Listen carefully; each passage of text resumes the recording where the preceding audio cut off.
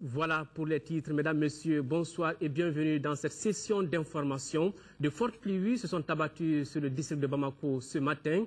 Des dégâts matériels très importants sont enregistrés au commissariat du 13e arrondissement de Yirimadio. Selon les habitants des quartiers sillonnés par notre équipe de reportage, ces inondations sont dues à la construction anarchique des habitations et au manque de curage des caniveaux Moussafani. C'est aux environs de 8h30 que la pluie a commencé à arroser les quartiers de la capitale. Une pluie suffisamment forte pour inonder certains d'entre eux. Conséquence, des véhicules en panne rendant la circulation plus difficile. Des concessions, bureaux et boutiques pleins d'eau. On ne peut que remercier Dieu qui nous a déjà préservés.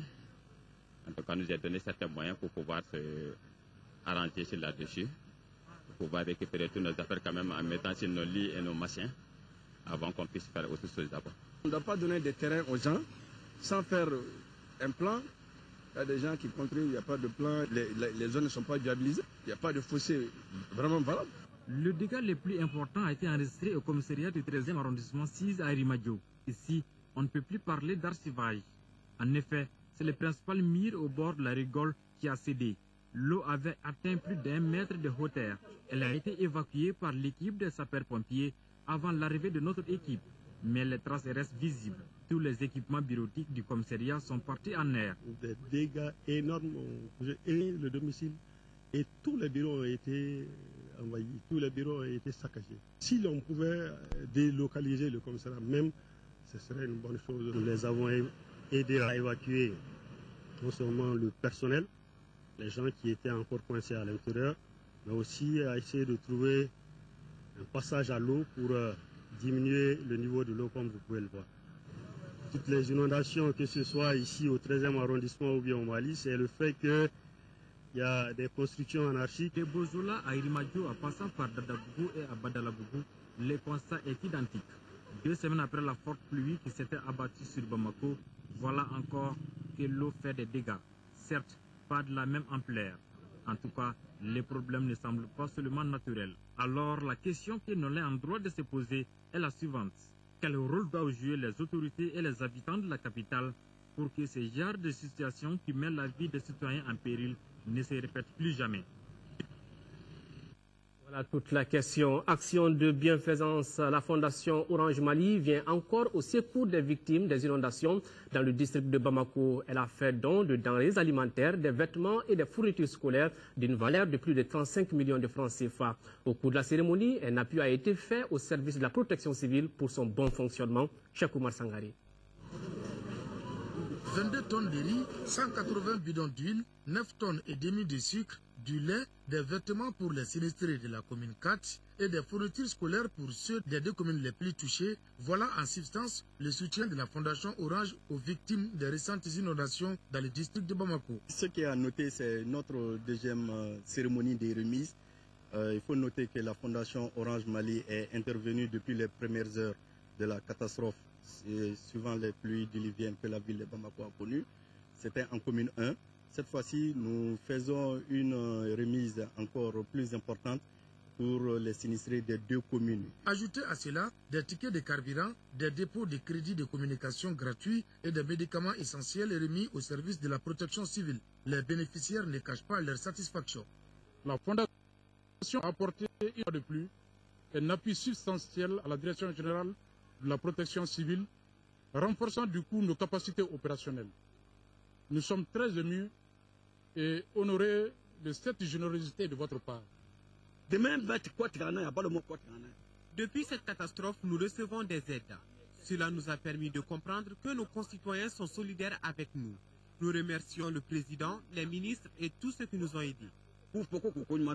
Le ministre de l'Urbanisme et de la Politique de la Ville a remercié la Fondation Orange au nom du gouvernement avant d'indiquer que des mesures seront prises pour éviter de tels drames à l'avenir.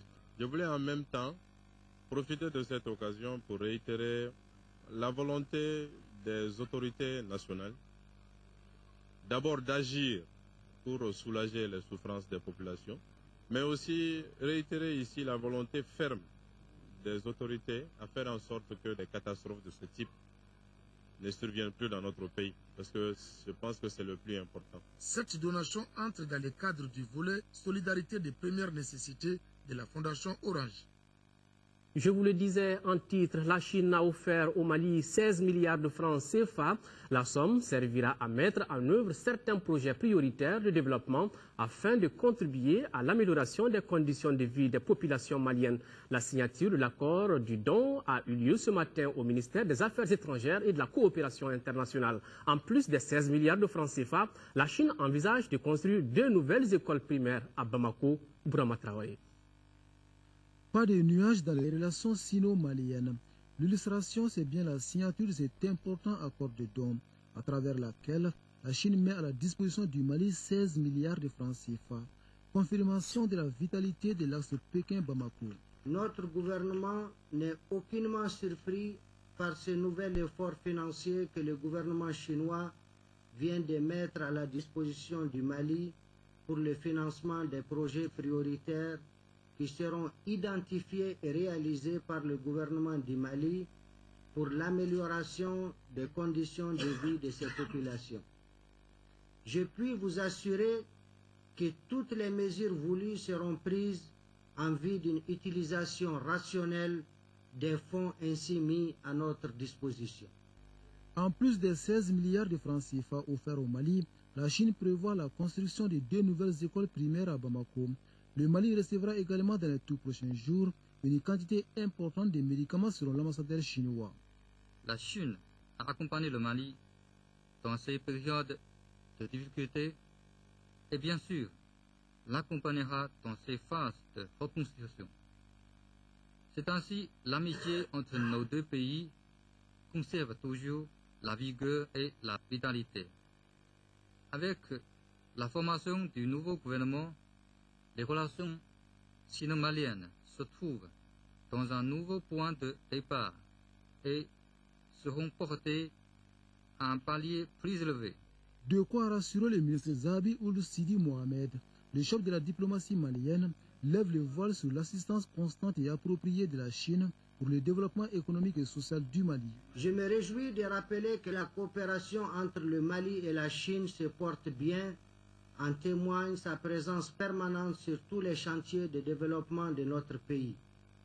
Aucun domaine de développement socio-économique du Mali n'a été négligé par la coopération sino-malienne, de l'industrie à la santé, en passant par l'agriculture, l'éducation, la sécurité, la communication et les infrastructures. La Chine a été également l'un des rares partenaires à ne pas suspendre sa coopération avec le Mali suite aux événements du 22 mars 2012. Comme dirait l'autre, on reconnaît ses amis dans les moments difficiles. Le monde des affaires, le président du collège transitoire de la Chambre de commerce et d'industrie du Mali informe tous les opérateurs économiques que dans le cadre de la tenue de la 2e édition de la foire régionale de l'intégration de l'UEMOA, prévue à Niamey, au Niger, du 13 au 22 décembre 2013, une mission d'information et de sensibilisation de la Chambre consulaire régionale de l'UEMOA séjournera à Bamako du 15 au 18 septembre 2013. À cet effet, le président du collège transitoire invite tous les opérateurs économiques à prendre part à la rencontre avec la délégation de la Chambre consulaire régionale de l'UEMOA le mardi 17 septembre 2013 à partir de 10 h dans la salle de conférence de la Chambre de commerce et d'industrie du Mali. Le Royaume du Maroc apporte à nouveau son soutien aux personnes malades. C'est dans ce cadre que 106 médecins marocains sont arrivés dans notre pays. Il s'agit pour ces médecins d'installer un hôpital médico-chirurgical mobile en vue de soigner gratuitement les patients à Damakodjo. Vendredi 13 septembre 2013, 2 cargos militaires s'immobilisent à l'aéroport international de Bamako-Sénou. À leur bord, des médecins marocains et des équipements de santé. Le royaume chérifin apporte ainsi au Mali son soutien dans la prise en charge gratuite des malades.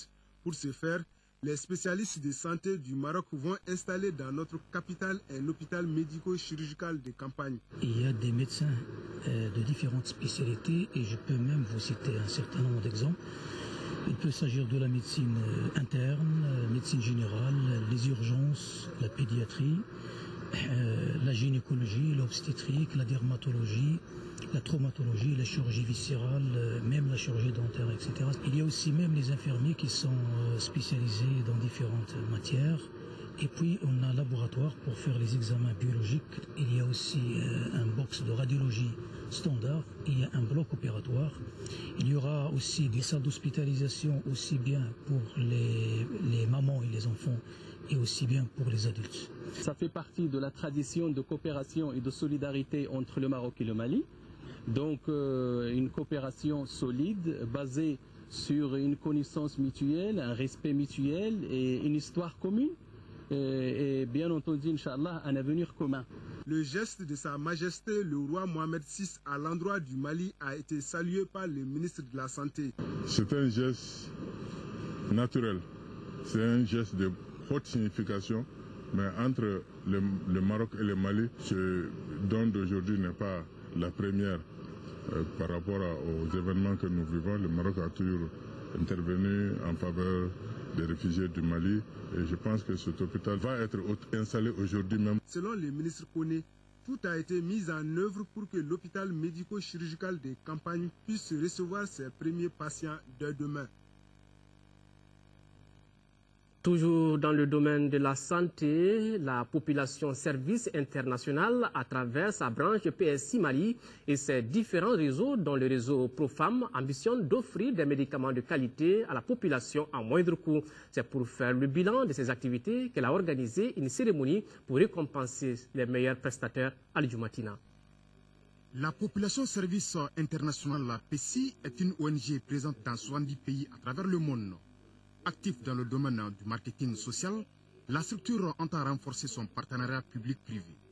Œuvrant dans le domaine de la santé au niveau communautaire, PSI Mali compte 74 réseaux qu'on appelle réseau Profam. Profam est un réseau de cliniques privées qui offre des produits de santé de qualité à moindre coût pour le bien-être de la population malienne. C'était une rencontre semestrielle, une rencontre de bilan entre PSI Mali et les membres du réseau Profam, pour faire le tour des problèmes rencontrés, des résultats réalisés. Également, il y avait une composante très importante, c'est la rencontre publique-privée. L'insuffisance de l'offre des services de santé en matière de reproduction peut avoir des répercussions sur la qualité de la vie de la population, voire constituer un frein au développement. C'est fort de ce constat que PSI Mali et le ministère de la Santé travaillent en étroite collaboration. Notre appui, c'est la vérification de ces données, la validation depuis le niveau local. Parce que normalement, on doit faire une validation au niveau local, au niveau des aires de santé avec l'ensemble des acteurs.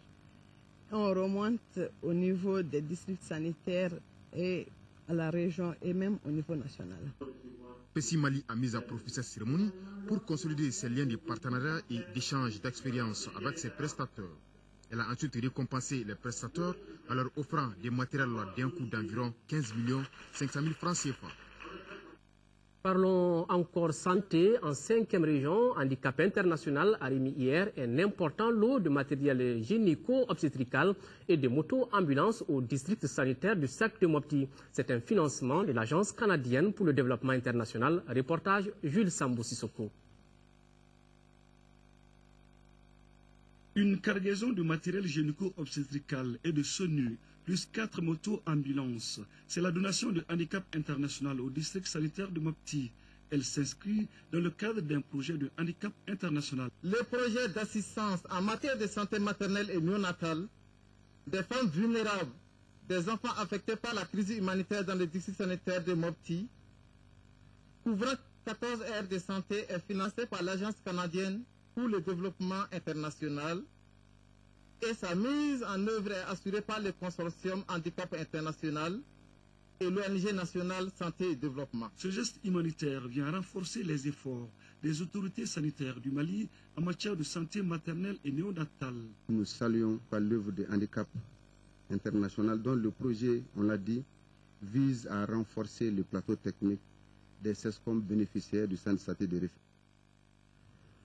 Le ministre de l'Artisanat et du Tourisme, Berté Aïssata Bengali, a effectué aujourd'hui une visite de prise de contact à la Direction nationale de l'artisanat, une structure relevant de son département. Sur place, le ministre a rencontré le personnel à qui elle a demandé de travailler à la valorisation de notre savoir-faire, l'artisanat malien. Le nouvel ambassadeur du Mali à Bruxelles, son Excellence Sékou Bassissé, a été officiellement présenté hier au comité des ambassadeurs du groupe des 79 pays d'Afrique, des Caraïbes et du Pacifique. L'ambassadeur Cissé a exprimé la reconnaissance du peuple malien de la solidarité manifestée par le groupe ACP durant la crise qu'a connue le Mali et marqué sa disponibilité à contribuer activement aux travaux du groupe. Fatim Diallo. En lui souhaitant la bienvenue, le président du comité des ambassadeurs a félicité le Mali pour le dénouement de la crise avec la tenue d'élections présidentielles jugées crédibles par l'ensemble de la communauté internationale. Son Excellence Sékou Bassissé s'est dit touché par la solidarité du groupe et a remercié tous ceux qui, de près ou de loin, ont compati à la souffrance du peuple malien. Selon lui, à présent, l'heure est à la mobilisation des ressources promises à notre pays à l'issue de la conférence de Bruxelles. Après avoir bénéficié de la solidarité de la communauté internationale au cours de la conférence des donateurs sur le Mali, qui s'est traduite par son engagement de contribuer à la reconstitution de ce pays à hauteur de 3,250 milliards d'euros, le défi à présent est à la mobilisation de ces ressources. Et pour ce faire, nous comptons sur le soutien et l'accompagnement du groupe ACP, dont nous avons toujours apprécié le rôle dans la résolution de la crise sans précédent que notre pays a vécu et qui vient de connaître son épilogue. L'ambassadeur a enfin exprimé sa volonté de participer activement aux travaux du groupe ACP à un moment où l'organisation mène des réflexions pour faire face à de nombreux défis tels que le changement climatique, l'insécurité alimentaire, les migrations, l'avenir du groupe ACP et les accords de partenariat économique. Le doyen des ambassadeurs du groupe ACP se réjouit de l'expérience qu'il apportera au groupe et se déclare d'ores et déjà convaincu de sa participation significative dans la réalisation des objectifs du groupe ACP. En prélude à la tenue des élections législatives du 24 septembre 2013 en République de Guinée, les dites élections qui se tiendront dans la circonscription électorale de Bamako le dimanche 22 septembre 2013 de 7h à 18h. L'ambassadeur de Guinée au Mali a le plaisir d'informer les Guinéens vivant au Mali que les cartes d'électeurs sont disponibles à la chancellerie à Mayambougou, Fasso Kanou et au consulat situé à Medina Koura depuis le 11 septembre 2013. L'ambassade de Guinée informe tous les Guinéens à se présenter dans les deux centres pour le retrait de leurs cartes d'électeurs en vue de choisir librement leurs députés le 22 septembre 2013. Sur un tout autre plan, le Centre malien de la promotion de la propriété intellectuelle a organisé ce matin la 13e édition de la Journée africaine de la technologie et de la propriété intellectuelle. Il s'agissait de rappeler toute l'importance de cette journée. Le thème retenu est la technologie de la propriété intellectuelle, facteur de diversification de l'économie. Compte rendu, Alpha Maïga. La propriété intellectuelle désigne la création de l'esprit. Là, il faut surtout retenir les innovations, les symboles, les œuvres littéraires et artistiques, noms, images, dessins et modèles utilisés dans le commerce. Et c'est pour magnifier davantage ce domaine qu'une journée y a été consacrée. La journée est organisée par le Centre malien de la promotion de la propriété industrielle. Le thème de cette 13e édition est la technologie et la propriété intellectuelle, facteur de diversification de l'économie. Cette diversification de l'économie devrait se traduire concrètement par la création de nouvelles sources de valeur qui sont des revenus pouvant être obtenus à partir de la transformation des ressources locales ou tout simplement par la célébration de la qualité de certains de nos produits à l'échelle internationale. Il faut signaler que c'est le 13 septembre 1962 à Libreville au Gabon que les chefs d'État africains et malgaches ont signé un accord, celui relatif à l'organisation africaine et malgache de la propriété intellectuelle. La maison du Hadj informe les candidats au pèlerinage que les inscriptions pour l'accomplissement des formalités de voyage se poursuivent le samedi 14 septembre et le dimanche 15 septembre 2013 à la maison du Hadj. Cet autre communiqué, le ministre de l'administration territoriale porte à la connaissance des pèlerins de la filière gouvernementale que le départ des pèlerins phase aller, initialement prévu du 25 au 27 septembre 2013, a été ramené du 22 au 24 septembre 2013. La crise qui a secoué le Mali n'a laissé personne indifférent. C'est pourquoi le mouvement arabe de l'Azawad et la coordination des mouvements des forces patriotiques de résistance ont décidé de conjuguer leurs efforts à travers une déclaration conjointe. Une rencontre avec les hommes des médias a eu lieu à cet effet. Reportage Abdul Karim Kaba. Le mouvement arabe de l'Azawad et la coordination des mouvements et forces patriotiques de résistance matérialisent leur alliance à travers cette conférence de presse.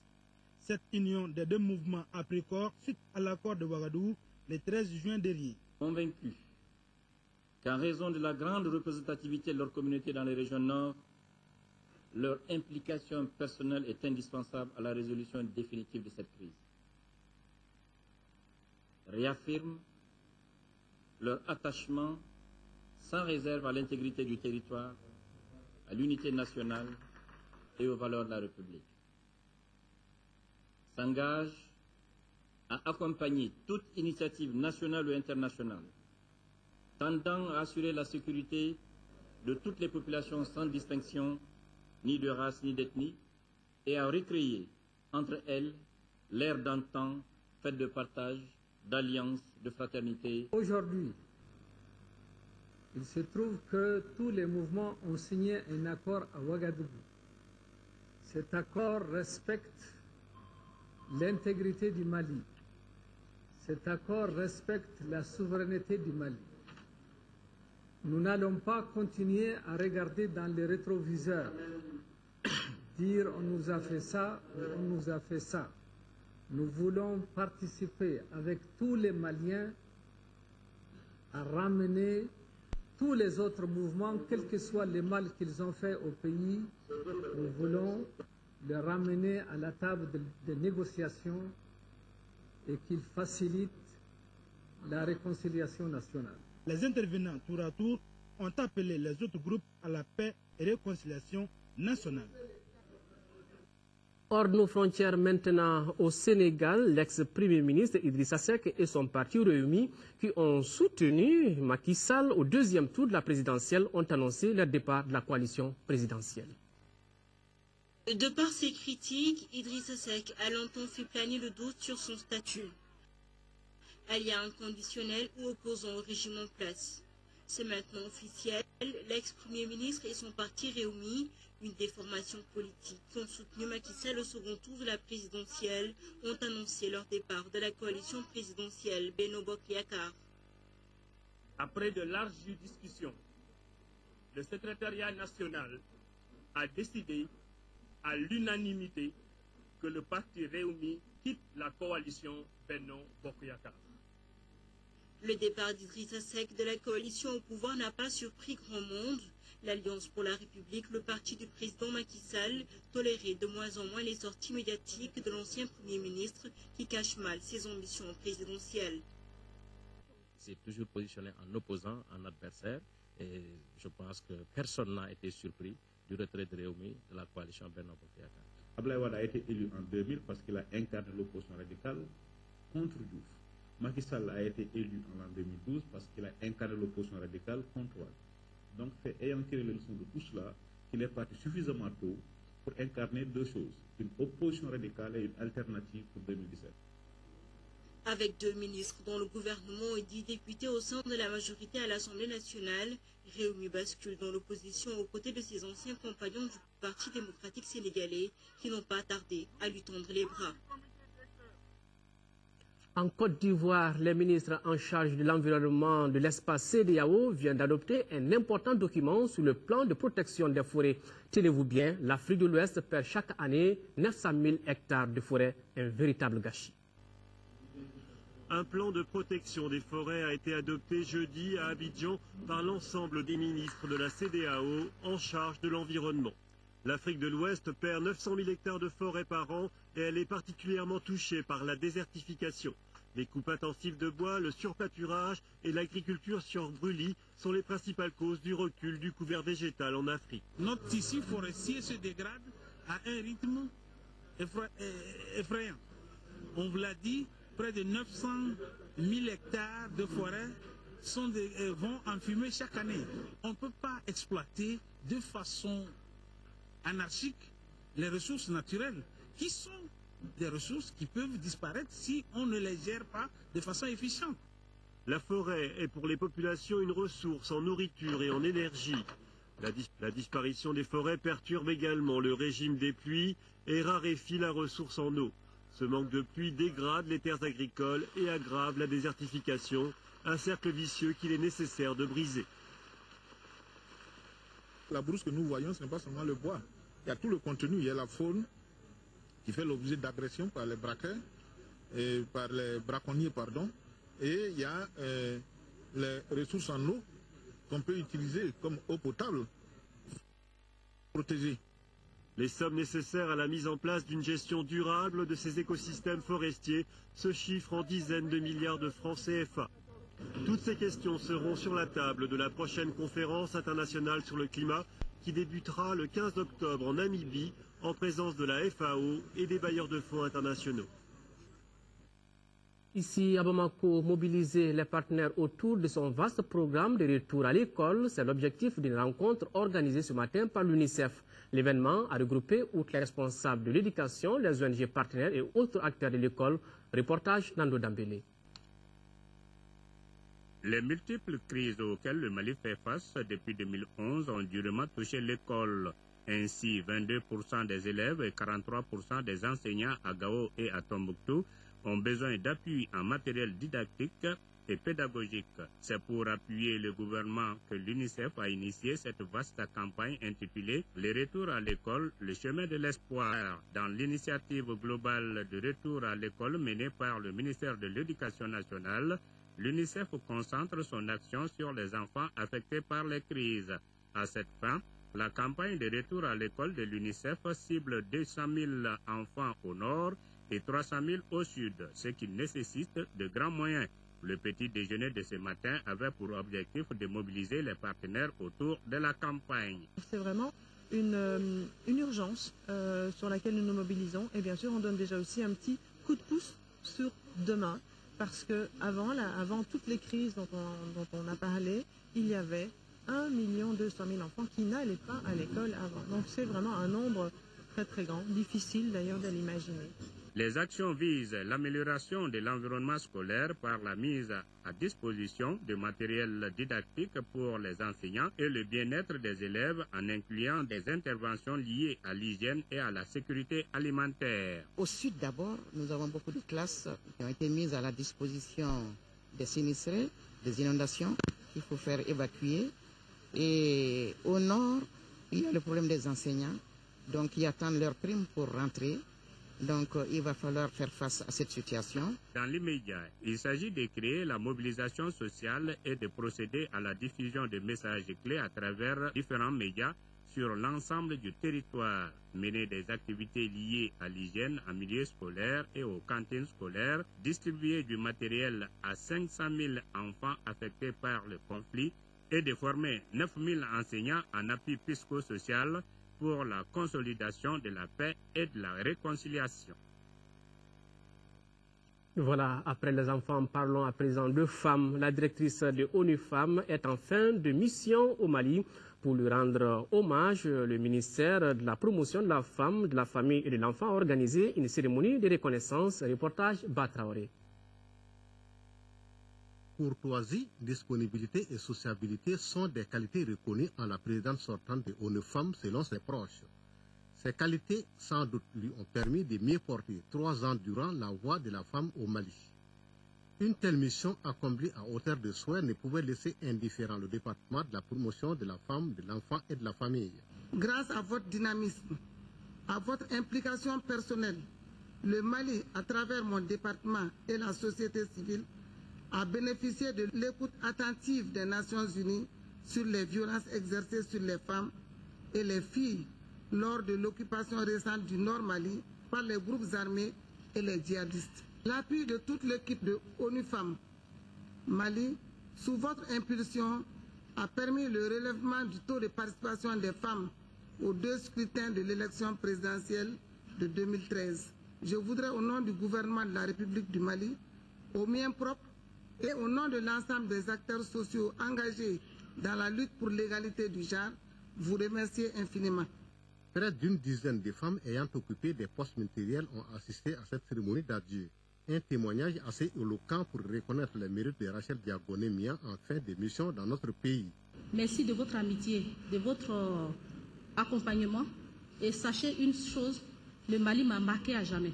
Dans ma jeune carrière d'international au niveau des Nations Unies, j'ai eu la chance de commencer par le Mali. Lors de la cérémonie, une attestation de reconnaissance et plusieurs cadeaux ont été offerts à cette amie du Mali. Nous parlons toujours de femmes à la cuisine. L'Agence pour la promotion de l'emploi des jeunes, en partenariat avec le centre Awa Keita, vient de lancer la 2e phase du projet Gassanou, qui veut dire la valorisation de nos plats traditionnels. Les projets visent à créer des emplois pour les jeunes filles. Kayatou Kone. Gassanou est un projet qui consiste à mettre en valeur certains mets traditionnels maliens. Initié par l'Agence pour la promotion de l'emploi des jeunes, APEJ, ce projet vise à créer des emplois pour les jeunes filles en leur offrant des kiosques pour la vente des plats traditionnels. Après l'évaluation de la première phase qui a été un succès, l'APEJ et le centre Awa Keita ont recommandé la mise en œuvre de la 2e phase de Gassanou.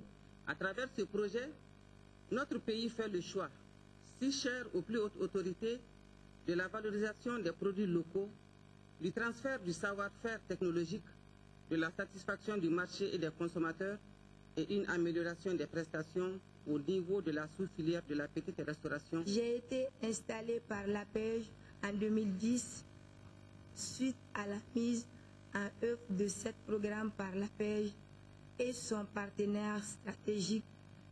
Je vais citer le projet BIT Baranissoron. Je puis vous assurer à ce jour que le projet a été très bénéfique pour moi, à plus d'un titre dans la mesure où j'ai pu créer 3 emplois. Je parviens à subvenir à mes besoins quotidiens. Je parviens également à aider mes parents. Toutefois, nous avons connu quelques difficultés, notamment un déficit de communication autour de ce projet et surtout l'absence d'électricité chez 5 bénéficiaires sur 6 de la première phase. Cette 2e phase, qui va accueillir 12 nouvelles jeunes filles, retiendra que les 6 meilleures. La directrice générale de l'APEJ a promis aux bénéficiaires de la première phase que leurs doléances seront prises en compte. Et pour montrer le savoir-faire des anciennes bénéficiaires, l'assistance a eu droit à un cocktail traditionnel. À noter que dans chaque commune du district de Bamako, un kiosque est fonctionnel pour les amateurs de plats traditionnels. Parlons à présent chiffres. Le budget prévisionnel de coopération Montreuil-Yélimane 2013-2015 se chiffre à plus de 610 millions de francs CFA. C'est du moins ce qui ressort de la séance de travail qui a regroupé mardi dernier à Yélimane une délégation de la mairie de Montreuil, compte rendu Noumou Kontaga. La coopération Montreuil-Yélimane a plus d'un quart de siècle d'existence. Une coopération qui a à son actif plusieurs réalisations dans le cadre du développement du secteur de Yélimane. Par cette visite donc, la maire de Montreuil, Mme Dominique Vanet, et sa délégation entendaient raffermir davantage ces relations fructueuses et amicales entre Montreuil et Yélimane. Beaucoup de travail a été fait, mais ce travail a subi un petit coup d'arrêt en raison de la grave crise à laquelle le Mali a été confronté ces dernières années. J'ai voulu venir personnellement à Yélimane pour acter l'énorme travail qui a été fait. Le séjour de la délégation a ensuite été marqué par plusieurs activités, notamment la visite de la Maison de l'Amitié Montreuil-Yélimane en rénovation, la visite de référence, la pose de la première pierre de la Maison des femmes du cercle qui coûtera plus de 17 millions de francs CFA, la séance de travail autour du programme de coopération 2013-2015. Ce programme, qui coûtera plus de 610 millions de francs CFA, sera axé sur des domaines prioritaires comme l'appui institutionnel, la santé, la promotion féminine, la lutte contre la désertification, l'appui à la création d'entreprises. Je suis aussi un président heureux de recevoir mes partenaires qui ont vraiment travaillé dans beaucoup de domaines. Avec ce que nous venons d'entendre et de suivre en projection, vous avez vous-même vu que ces jumelages opérations s'occupent de tous les domaines. À Kersiane Diafounou, Madame la maire a planté le premier arbre dans le cadre du lancement officiel du projet de lutte contre la désertification dans le Diafounou et le Kanyada. Voilà des arbres plantés. Nous parlons encore environnement, promouvoir la plantation du jatofra par les paysans dans les régions de Ségou et Sikasso. Tel est l'objectif d'une concertation interpaysanne dont les travaux ont commencé dans la capitale des Balanza. Organisée par l'Agence nationale de développement des biocarburants et financée par le PNUD et le Fonds pour l'environnement mondial, cette rencontre de Ségou devra permettre l'utilisation de l'huile de jatofra comme biocarburant en milieu rural. Fousseini Samake. Le jatropha ou pourguère, communément appelé bagani en Bamanankan, renferme une potentialité en biocarburant. Pour mieux exploiter cette potentialité, l'Agence nationale de développement des biocarburants, à travers le projet jatropha, informe les paysans sur les conditions de réussite des plantations, la transformation des graines et l'utilisation des produits du pourguère. On pensait avant que le jatropha, il suffit de le planter et on le laisse et ça donne des graines. Tel n'est pas le cas. Nous voulons substituer une partie de nos hydrocarbures. Il faudra que cette plante produise convenablement et d'une manière rentable. Et pour cela, il faudra revoir toutes les expériences qui ont eu lieu pour guider les paysans. On a jugé nécessaire, sur la base des résultats de recherche, de leur porter l'information pour la réussite des plantations. Nous pensons que ça peut leur permettre, non seulement qu'il y a un engouement très important pour le pourguère sur nos informations, nos partages d'idées avec les paysans. Nous pensons avec ça, ils vont mieux réussir leur plantation, avoir un meilleur taux de réussite. Une plus grande implication des paysans pour une meilleure exploitation des ressources de jatropha permettra à coup sûr de répondre aux besoins énergétiques locaux de nos populations. Face à la flambée du coût du pétrole et de son impact sur les économies des pays à travers le monde, nous assistons à un intérêt grandissant pour la promotion de la production des biocarburants. Au-delà de son huile extraite, la plantation du jatropha favorise la lutte contre les changements climatiques, la protection des sols et la fabrication du savon et autres produits cosmétiques.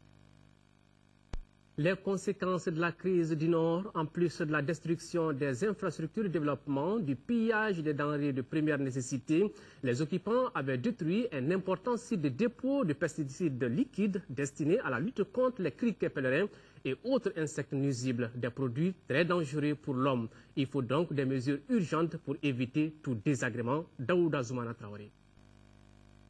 Le site en question, dénommé Sinbourgou en Tamashek, est situé à 6 km à l'est de Gao. Il servait jusqu'à un passé récent de dépôt de pesticides destinés à la lutte contre les criquets pèlerins et autres acridiens en cas d'invasion et de dépôt de transit aux emballages de pesticides en voie d'être acheminés en Europe pour leur destruction. Ces produits en liquide hautement toxiques ayant été découverts par les occupants ne pouvaient être sous leurs yeux de profanes qu'un stock d'hydrocarbures. C'est pourquoi ils ont transporté des centaines de fûts et de bidons remplis de pesticides dans plusieurs zones de la région. Après avoir su la réalité, ils les ont abandonnés ça et là. Et certaines personnes ont recueilli ces récipients avant de les utiliser à des fins personnelles. Tels sont quelques constats faits par la mission dépêchée sur ce site. On peut dire qu'il y a un danger parce que d'autant plus qu'on a constaté même des emballages vides de ces pesticides-là avec la population. Donc, même si ce n'est pas à l'immédiat, au fil du temps, vraiment, ces gens-là peuvent courir un danger. La zone qui a connu ces différentes opérations est un oued, où l'on cultive et pratique de l'élevage. Des milliers d'animaux y consomment la terre salée et y broutent l'herbe. C'est aussi un point de ravitaillement de la nappe phréatique par le biais des eaux de ruissellement. Toutes choses qui font de ces produits une menace à court, moyen et long terme pour la population et les animaux, d'où la nécessité de prendre le taureau par les cornes. C'est un risque vraiment environnemental. aussi bien pour les arbres et les pâturages qu'on a, aussi bien pour les cultures qu'on a, les poissons, l'eau, etc., etc. Ce site a également reçu les bombardements de l'armée française dans le cadre de la reconquête, déversant le restant du stock et éparpillant les emballages des pesticides obsolètes.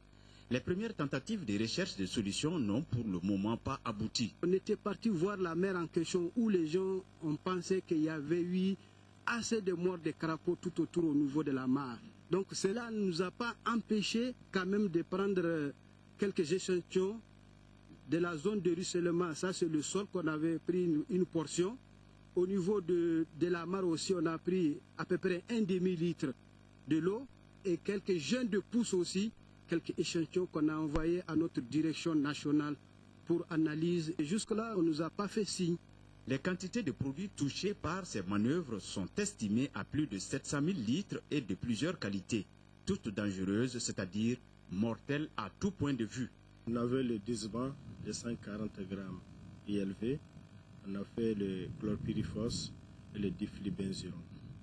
C'était les 3 produits qui étaient stockés dans le magasin. C'était pour la lutte anti-acridien. Avant de trouver des stratégies de dépollution et de décontamination des zones concernées, on doit commencer par arrêter l'utilisation de nombreux bidons et fûts de ces pesticides qui servent à transporter de l'eau dans des familles. Retour ici à Bamako, la compagnie Air Côte d'Ivoire a ouvert sa représentation ici à Bamako. Cette agence vise à rapprocher davantage la compagnie de ses passagers. La cérémonie d'inauguration de l'agence a enregistré la présence des membres du gouvernement et plusieurs autres personnalités. Mohamed Diarra était sur place. L'événement est certes anodin, mais très important pour le trafic aérien. La compagnie Air Côte d'Ivoire s'installe dans la durée au Mali à travers l'ouverture de son agence à Bamako. L'ambition des responsables de la compagnie est de bâtir une compagnie pérenne et rentable au service des passagers. Et pour ce faire, les atouts ne manquent pas, selon les responsables de la compagnie. L'implantation d'Air Côte d'Ivoire dans notre pays donne confiance aux autorités maliennes qui incitent d'autres compagnies à lui emboîter le pas. Notre première mission, c'est le désenclavement intérieur et extérieur du pays. Et si cette compagnie arrive chez nous, elle vient à point nommé, d'autant qu'avec la Côte d'Ivoire, nous partageons des relations très anciennes, des relations séculaires, des relations culturelles. C'est le même pays. C'est dire que si notre pays frère, la Côte d'Ivoire, a une compagnie chez nous, c'est la compagnie du Mali. Et cette compagnie, on va veiller sur elle ici. Cette cérémonie a été suivie d'une conférence de presse, conférence au cours de laquelle les hommes des médias ont eu des informations supplémentaires sur la compagnie, surtout sa relation avec d'autres compagnies de la sous-région. Et c'est autour d'un cocktail que les convives ont salué l'implantation de la nouvelle compagnie dans notre pays.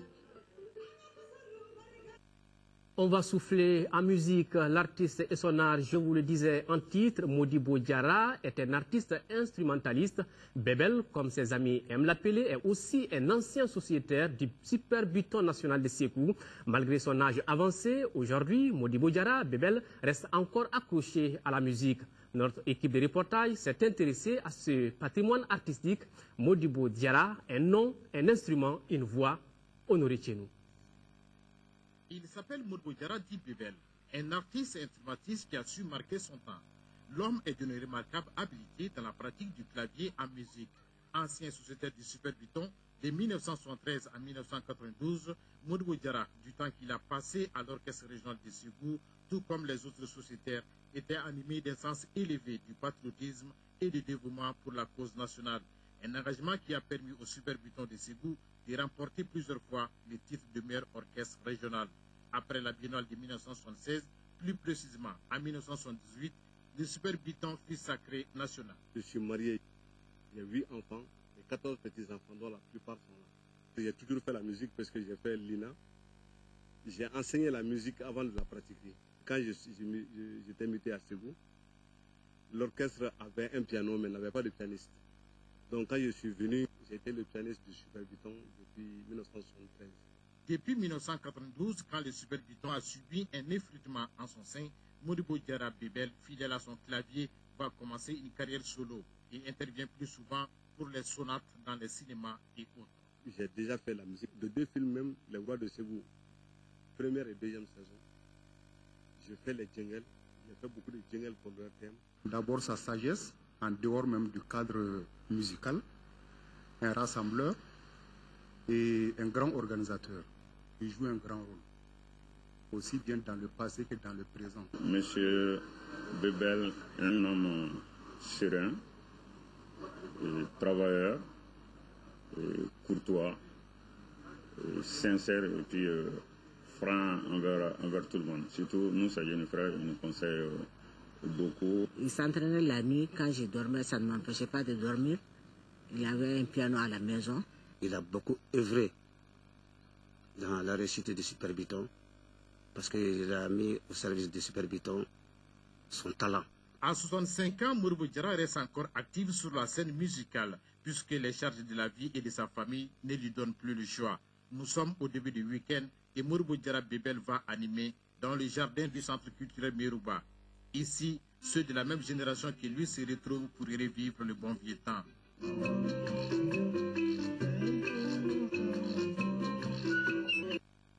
Voilà, Bébel, une mémoire vivante de la culture malienne. C'est sur ces notes que prend fin cette édition. Merci de l'avoir suivi. Demain, vous avez rendez-vous à 13h avec Mohamed Touré pour la grande édition du soir. Retrouvez Ibrahim Djombélé. Beaucoup de pluie ce matin sur Bamako et ce soir même. Et le ciel reste chargé de nuages. Au revoir et qu'Allah bénisse le Mali.